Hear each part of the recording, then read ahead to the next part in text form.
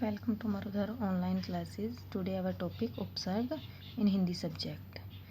उपसर्ग किसे कहते हैं? वे शब्दांश जो किसी शब्द से पूर्व में लगकर नए शब्द का निर्माण करते हैं तथा नए अर्थ का बोध कराते हैं, उपसर्ग कहलाते हैं। जैसे उदाहरण देखते हैं, हम हार शब्द लेते हैं। हार शब्द का वास्तविक अर्थ होता है पराजय या गले का आभूषण, लेकिन हम इसमें अलग अलग उपसर्ग जोड़ेंगे जिनसे हमें निम्न शब्द प्राप्त होंगे, उनका अर्थ अलग होगा। जैसे वी प्लस हार विहार, विहार मीन्स घूमना। आ प्लस हार आहार, आहार मीन्स भोजन।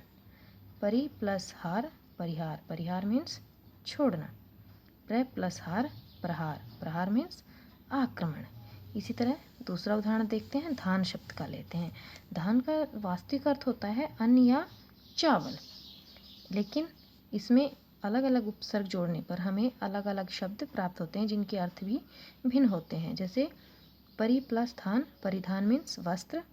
उप प्लस धान उपधान, उपधान मीन्स तकिया। अभि प्लस धान अभिधान, अभिधान मीन्स नाम।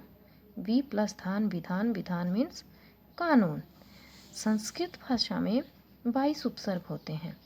जैसे प्र का अर्थ होता है आगे या अधिक। जैसे प्रदेश, प्रयोग, प्राचार्य, प्रवास, इन सभी में प्र उपसर्ग है। इसमें प्र प्लस आचार्य शब्द है, मूल शब्द आचार्य है इसमें। इसी तरह देखिए, परा मीन विपरीत, पीछे, अधिक। पराजय, पराक्रम, परामर्श, पराधीन। इसी तरह देखिए अप मीन्स बुरा या विपरीत। अपकार, अपयश, अपहरण और अपंग। अपंग शब्द में अप प्लस अंग अपंग बना है। इसी तरह देखिए सम मीन्स अच्छी तरह। सम्मान, संचार, संधि, संदेह, इसमें सम उपसर्ग लगा हुआ है। इसमें सम प्लस मान सम्मान, सम प्लस चार संचार, सम प्लस थी संधि और सम प्लस थे संदेह। इसी तरह देखिए अनु मीन्स पीछे या समान। अनुचर, अन्वेषण, अनुसार, अनुनय। इसी तरह हम आगे देखते हैं अव मीन्स बुरा या हीन। अवगुण, अवसर, अवकाश, अवशेष, इसमें अव उपसर्ग है, बाकी मूल शब्द हैं। इसमें गुण, सर, काश और शेष। निस मीन्स बिना या बाहर। निस से बने हैं निश्चय, निष्कर्ष, निष्फल, निःशुल्क। निर का अर्थ भी होता है बिना या बाहर। निरोग, निर्धन, नीरस, निरपराध। इसी तरह देखिए दुस मीन बुरा, विपरीत या कठिन। इन अर्थों में दुस उपसर्ग का प्रयोग किया जाता है। जैसे दुष्चरित्र, दुष्परिणाम, दुस्साहस, दुष्कर्म। दुर का अर्थ भी होता है बुरा, कठिन या विपरीत। दुराशा, दुर प्लस आशा, दुर्जन, दुर्घटना, दुराग्रह, दुर प्लस आग्रह। वी का अर्थ होता है विशेष या भिन्न। जैसे विजय, व्याकरण, विज्ञान, व्यर्थ। ये वी प्लस आकरण और वी प्लस अर्थ व्यर्थ, इनमें संधि भी आएगी, इनमें यण संधि है। आ का अर्थ होता है तकिया से, आरक्षण, आजीवन, आवास, आमरण, इन सभी शब्दों में आ उपसर्ग है। आगे देखिए नी मीन्स बड़ा या विशेष। जैसे नियम, निधन, न्याय, निपात। अधि का अर्थ होता है प्रधान या श्रेष्ठ, तो अधिनियम, अध्यक्ष, अध्यापक, अधिकार। इसमें अध्यक्ष और अध्यापक में भी अधि उपसर्ग लगा हुआ है। फिर है अभि मीन्स पास या सामने। अभिमान, अभ्यास, अभि प्लस आस, अभियोग, अभीष्ट, अभि प्लस इष्ट, इसमें बड़ी की मात्रा हो जाएगी। वैसे अगर देखा जाए तो यहाँ दीर्घ संधि भी है, लेकिन यहाँ हम संधि नहीं, यहाँ हम उपसर्ग पढ़ रहे हैं। आगे देखिए जैसे अति मीन्स अधिक या परे। अति प्लस अंत, अति प्लस इव, अति प्लस आचार, अति प्लस कर्मण, अतिक्रमण। सु मीन्स अच्छा या सरल। सुमन, सु प्लस आगत, सु प्लस अच्छ, सु प्लस उक्ति, इसमें दीर्घ संधि है। इनमें इन दोनों शब्दों में भी संधि है। उद, ये उद भी होता है बेटा, उत्त भी लिखते हैं कहीं कहीं, लेकिन इसका शुद्ध रूप उद ही होता है, ऊपर या श्रेष्ठ इसका अर्थ होता है। उद प्लस पन उत्पन्न, उत्त प्लस ज्वल उज्ज्वल, उत्त प्लस थान उत्थान, उद प्लस योग उद्योग। प्रति मीन्स प्रत्येक या विपरीत। प्रत्याशा, प्रति प्लस आशा, प्रति प्लस अक्ष, प्रति प्लस एक और प्रति रूप, इन सभी में प्रति उपसर्ग लगा हुआ है। इनमें ये संधि के उदाहरण भी हैं और इनमें प्रति उपसर्ग भी है। आगे देखिए परि मीन्स चारों ओर या पास। परिहार, परि प्लस अंत, परि प्लस आवरण, परि प्लस जन, जैसे जन मीन्स लोग, परिजन मीन्स परिवार के लोग। उप मीन्स पास या सहायक, जैसे उप प्लस देश, उप प्लस आहार, उप प्लस चार, उपचार, उप प्लस वास। इसमें वास, चार, हार और देश मूल शब्द हैं, इनमें उपसर्ग उप लगा हुआ है। अभी, अभी मीन्स भी। अपि प्लस धान, अभिधान, अपि प्लस तू मीन्स तुम, अपितु, अपि प्लस हित, अपिहित, अपि प्लस नद्ध, अपिनद्ध। ये सारे किसके उदाहरण हैं? अपि उपसर्ग के उदाहरण हैं। अब जैसे कि हम हिंदी भाषा में पढ़ रहे हैं तो कुछ हिंदी के उपसर्ग भी होते हैं। हिंदी भाषा में बेटा 22 तो मूल रूप से संस्कृत के उपसर्ग लिए गए हैं। इनके अलावा भी संस्कृत में उपसर्ग और होते हैं, लेकिन मुख्य रूप से 22 का ही जिक्र किया गया है। हिंदी के उपसर्ग भी हिंदी भाषा में लिए गए हैं और विदेशी भाषाओं से भी लिए गए हैं। ए मीन्स होता है अभाव, यानी के बिना, अज्ञान, अलग, अभय। इनमें ए उपसर्ग है, बाकी ज्ञान, लग और भय मूल शब्द हैं। इसी तरह ऊंचा, ऊ मीन्स ऊंचा, उछालना, उतारना और उजड़ना। इसी तरह ओ मीन्स हीन, अवगुण, औचक, अवघड़। अन मीन्स अभाव, अनजान, अनपढ़, अनबन। मीन्स अभाव मीन्स के बिना, अनजान जिसको जाना नहीं गया, अनपढ़ बिना पढ़ा हुआ, अनबन यानी जिनके विचार आपस में नहीं मिलते हों। अध मीन्स आधा, अधमरा, अधपका, अध जला। इन सभी में अध उपसर्ग लगा हुआ है। अध मीन्स नीचे, अधोपतन, अधोमुख, अधोगत है।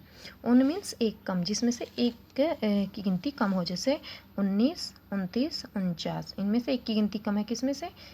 19, 20 में से एक कम है, 30 में से एक कम है, 50 में से एक कम है। इस तरह उन मीन्स होता है एक कम। क या कु होता है, जैसे कपूत, कुपात्र, कुख्यात। प्रख्यात मीन्स तो होता है प्रसिद्धि पाने वाला। कु मीन्स बुरा और ख्यात मीन्स प्रसिद्धि, यानी जिसकी बुरी प्रसिद्धि होती है, यानी अपयश से रिलेटेड होता है ये कुख्यात, यानी जिसकी ख्याति बुरी होती है, यानी जो जाना तो जाता है लेकिन बुरे कर्मों के कारण, बुरे कारणों के कारण जाना जाता है। आगे देखिए, जैसे नी उपसर्ग है। नी मीन्स अभाव, निडर, निकम्मा, निठल्ला। नी अभाव के अर्थ में। स मीन्स सहित, सपूत, सजग, सरल। सु मीन्स अच्छा, सु का प्रयोग सु मीन्स अच्छा, सुलेख, सुजान, सुशील। सु उपसर्ग का प्रयोग संस्कृत भाषा में भी हुआ है। भर मीन्स पूरा, भरपेट, भरपूर, भरसक। चौ मीन्स चार, चौराहा, चौपाल, चौमासा। चार राहों का समूह, चार व्यक्ति जहाँ बैठ जाए वहाँ चौपाल होती है। चौमासा यानी चार मासों का समूह। ती मीन्स तीन, तिरछा, तिरंगा, तिपाई। दु मीन्स बुरा या दो, दुरंगा, दुबला, दुभांत। दुभांत मीन्स पक्षपात, जब दो लोगों के बीच आपस में किसी को ज़्यादा किसी को कम तो उसे दुभांत कहते हैं। पर मीन्स दूसरा प्रदेश, परकोटा, परवश। परवश मीन्स दूसरों के अधीन। प्रदेश मीन्स दूसरा देश। परकोटा मीन्स यानी चार दीवारी के अलावा उसके अगर कोई मकान है, अगर कोई घर है बना हुआ है, कोई मकान बना हुआ, उसके बाहर कोई अलग से दीवार लगाई हुई है, उसे परकोटा कहते हैं। परकोटा अधिकतर कहाँ होते हैं? जो किलेबंदी होती है ना, उनमें परकोटा लगाए जाते हैं वहाँ की सुरक्षा के लिए। बिन मीन्स रहित, बिन मांगा, बिन खाया, बिना ब्याया। चिर मीन्स सदैव, चिरकाल, चिरजीवी, चिर परिचित। परा मीन्स विपरीत या पीछे। पराभव, पराक्रम, पराकाष्ठा। आगे देखिए, जैसे पच मीन्स पाँच, पचमेल, पचरंगा, पचराहा। बहु मीन्स ज़्यादा, बहुमूल्य, बहुमत, बहुवचन। इसमें मूल्य, मत और वचन मूल शब्द हैं। इसी तरह देखिए, सह मीन्स साथ, सहचर, सहगामी, सहयोग। सम मीन्स पूर्णतः, साथ। सम संस्कृत भाषा में भी प्रयोग हुआ है। समाचार, समागम, समापन। सव मीन्स अपना, स्वदेश, स्वराज, स्वभाव। बेटा अधिकतर जो संस्कृत के उपसर्ग होते हैं ना, उनसे तत्सम शब्दों का निर्माण होता है।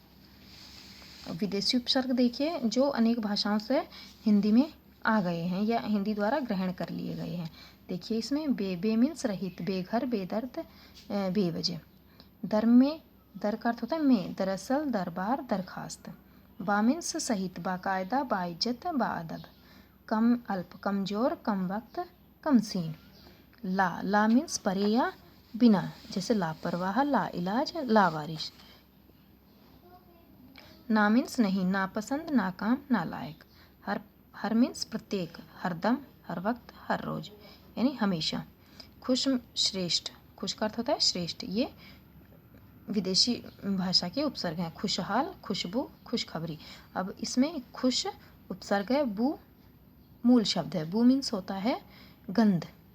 अगर खुश उपसर्ग लगाते हैं तो खुशबू, अच्छी गंध, और बद उपसर्ग लगा दें तो बदबू, बुरी गंध। आगे देखिए, जैसे बद, बद मीन्स बुरा, जैसे बदबू, बदनाम, बदमाश। सर मीन्स मुख्य, सरपंच, सरदार, सरकार। सर का अर्थ होता है मुख्य, इसमें मूल शब्द पंच, दार और कार है। बै मीन्स सहित, जैसे बतौर, बशर्ते, बखूबी, यानी खूबी के साथ, शर्त के साथ, बतौर, तौर तरीकों के साथ। बिला मीन्स बिना, बिला वजह है, बिला शर्त, बिला कसूर। बिला का अर्थ होता है बिना। आगे देखिए, जैसे नेक, नेक मीन्स भला, नेक राह, नेक नियत, नेक दिल। एन मीन ठीक, एन वक्त, एन जगह, एन मौके। हम मीन्स साथ, हम वतन, हम राज, हम उम्र।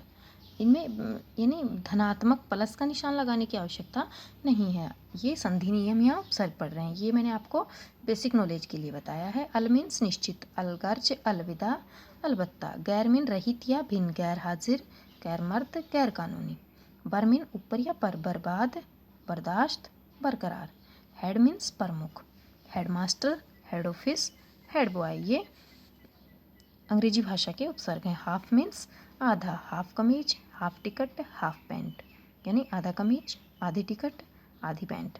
सब मीन उप सब कमेटी, सब इंस्पेक्टर और सब रजिस्ट्रार। देखिए अभ्यास कार्य। निम्न में से उपसर्ग रहित शब्द वाले विकल्प का चयन कीजिए, यानी कुछ प्रश्न दिए गए हैं, इनमें कुछ शब्द दिए गए हैं, यानी एक क्वेश्चन के अंदर, एक प्रश्न के अंदर 4 शब्द दिए गए हैं, उनमें से एक शब्द बिना उपसर्ग वाला है। 3 में तो उपसर्ग का प्रयोग हुआ है, एक बिना उपसर्ग वाला है। इसमें से आपको जो बिना उपसर्ग का जो शब्द है, यानी उपसर्ग रहित शब्द का चयन करना है कि इनमें से, इन चारों में से वो शब्द कौन सा है। जैसे उपयोग, रोजाना, उच्चारण, उद्धार। इनमें से उपसर्ग रहित शब्द कौन सा है वो बताना है आपको।